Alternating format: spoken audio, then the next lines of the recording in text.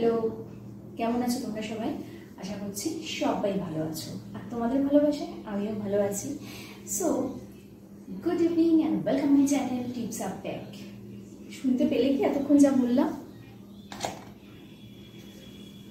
এই যে मेरी दुश्मन हमेशा मुझसे दूर रहते हैं, क्यों? ওকে, তো সবাই কেমন আছো? বেশ ওয়েদারটা ভালো, হালকা হালকা বৃষ্টি পড়ছে। সো দেখো, তোমরা তো আমাকে প্রচুর ব্রালেটের সাথে দেখেছো। ব্রালেট, ক্রপ টপ, ব্রালেট, নানান রকম ব্রালেটের সাথে, সিভলেস ব্লাউজের সাথে, ব্যাকলেসের সাথে তোমাদের পরিচয় হয়ে গেছে। আজকে কিন্তু নেব নতুন ক্লাস। সো আজকে আমি এরকম একটা কি বলতো, এটা না অন্য কিছু ভেবো না, এগুলো হচ্ছে স্পোর্টস ব্রা। তো এরকম একটা এর আগে দেখিয়েছি তোমাদের স্পোর্টস ব্রা দিয়ে। তো এরকম একটা ব্রায়ের সাথে আমি কিন্তু পরে নিয়েছি এরকম একটা শাড়ি। এটার সাথে এই শাড়ি পরে কিরম লাগছে? আমি কিন্তু এর আগে স্পোর্টস ব্রার সাথে পরেছি শাড়ি, কিন্তু আজকে একটা অন্য টাইপের স্পোর্টস ব্রা এবং অন্য টাইপের শাড়ি। তো কিরম লাগছে সেটা তো তোমরা বলবে। আরও একটা কথা তোমাদের শেয়ার করি, সেটা হলো যে এই যে বলে না যে সবসময় টিপিক্যাল ব্লাউজ দিয়েই শাড়ি পরতে হয়, না হলে শাড়ি ভালো লাগে না পরলে, বা ধরো টিপিক্যাল ওই 3/4 ব্লাউজ বা সিভলেস ব্লাউজ এগুলো দিয়ে শাড়ি পরলে ভালো লাগে। আমি অনেকেই বলতে শুনি যে এত খোলামেলা ব্লাউজ কেন, বা এত খোলামেলা ভাবে কেন পরেছো? তো দেখো, একটা কথা বলি, যে কোনো জিনিসটাই কিন্তু তার ব্যক্তিগত চয়েস। সে কীরমভাবে খোলামেলা রাখবে, কতটা খোলামেলা রাখবে, বা কীভাবে সে প্রেজেন্ট করবে।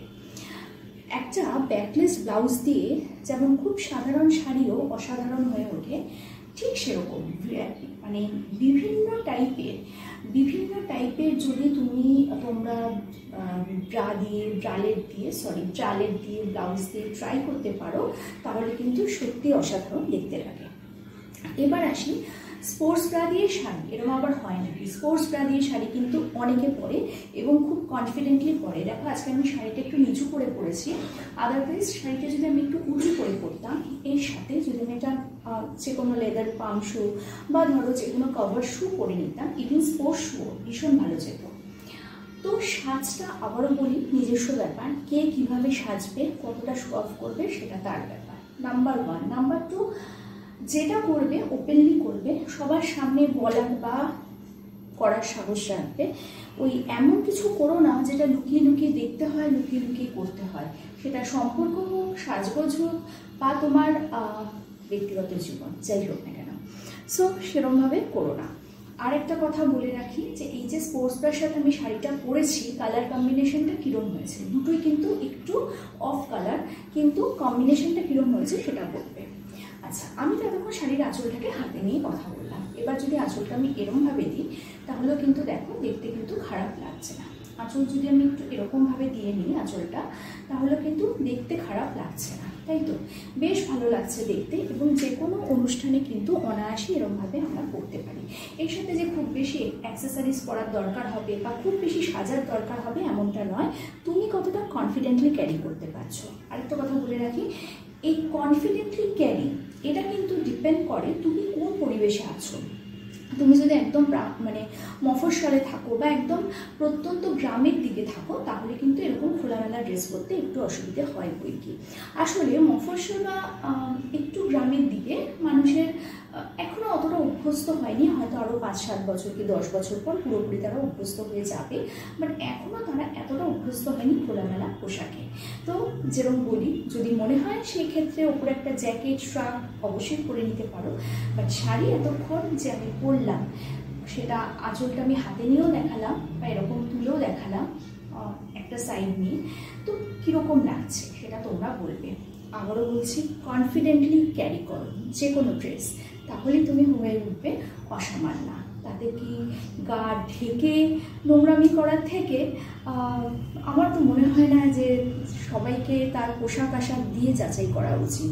ধরো গা ঢেকে কেউ নোংরামি করছে, তাই তো অনেকেই করে, সুতরাং কেউ খোলামেলা ড্রেস পরেছে মানেই সে খারাপ, আর কেউ একদম শাখা পলা পরে মাথায় ভর্তি সিঁদুর বা ধরো একদম ভীষণ ঢাকা টপচু বচন তার মানেই সে ভালো, এই জাজমেন্টটা করাটাও বোধহয় ঠিক না। কারোর ব্যক্তিগত জীবনে যেমন ইন্টারফেয়ার করা ঠিক না, অ্যাজ ওয়েল অ্যাজ কারো পোশাক নিয়েও জাজমেন্ট করাটা কিন্তু একদম ঠিক না। সো কেমন লাগলো আজকে আমার ভিডিও, দেখি আজকে আমার ভিডিওতে তোমরা কীরকম রেসপন্স দাও। আর একটা লাস্ট একটা কথা তোমাদের বলে নিই, সেটা হচ্ছে আমি মাঝে মাঝে ফ্রেন্ড থেকে বেরিয়ে যাচ্ছিল, এই যে এতক্ষণ চুল খুলে পড়লাম তো, কিন্তু আমার চুল খুলে আমার ব্যক্তিগতভাবে মনে হয় আমাকে ভালো লাগে না, কারণ আমার চুলটা একটুখানি আনইভেন মানে একটু আনম্যানেজেবল। হ্যাঁ, আর আনইভেন বললাম মানে আমার চুলটা এখন কোনো প্রপার শেপে নেই, চুলটা একটু লম্বা করছি, কাটার ইচ্ছে আছে। সো একটু অ্যাডজাস্ট করে নিও আর বলো ফাইনালি কোনটাতে আমাকে বেশি ভালো লাগলো, চুল খোলাতে না চুল বাঁধাতে। আর দেখো ব্যাকলেস, ব্রালেট সব কিছুর সাথে যেমন করা যায়, স্পোর্টস ব্রার সাথেও কিন্তু অনায়াসে তুমি করে নিতে পারো নিজেকে অসামান্য অনন্যা। কালকে আসবে একটা নতুন ভিডিও নিয়ে, ততক্ষণের জন্য